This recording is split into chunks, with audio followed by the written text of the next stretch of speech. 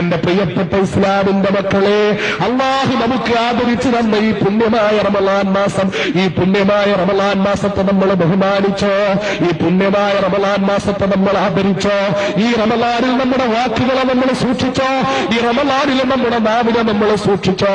എന്റെ പ്രിയപ്പെട്ട മുസ്ലിം സഹോദരൻ ചിന്തിക്കുക, എന്റെ ചെറുപ്പക്കാരൻ ചിന്തിക്കുക.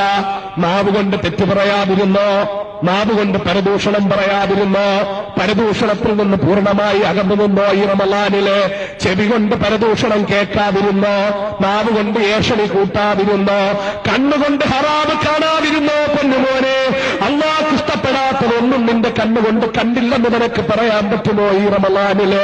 ഈ റമളാനിൽ നീ അന്യ പെണ്ണുങ്ങളെ നോക്കിയില്ലെന്ന് പറയാൻ പറ്റുമോ? ഈ റമളാനിൽ നീ സിനിമാ പോസ്റ്ററിലെ നഗ്നയായി നിൽക്കുന്ന പെണ്ണിന്റെ ഫോട്ടോ നോക്കിയില്ലെന്ന് പറയാൻ പറ്റുമോ? ഈ റമളാനിൽ നീ ഹറാമായ കാഴ്ച കണ്ടില്ലെന്ന് പറയാൻ പറ്റുമോ? ഈ അനുഗ്രഹീത റമളാനിൽ നിന്റെ കണ്ണിനെ നീ സൂക്ഷിച്ചോ പൊന്നുമോനെ?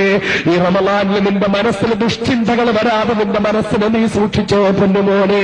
ഈ റമളാനിൽ തെറ്റിലേക്ക് നടക്കാതെ നിന്റെ കാലിനെ നീ തടഞ്ഞോ പൊന്നുമോനെ?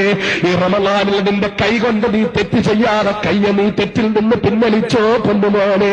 എന്റെ പ്രിയപ്പെട്ട മുസ്ലിമേ, മനസാക്ഷിയോട് ചോദിക്കുക, ഈ അനുഗ്രഹീത റമളാന് വേണ്ട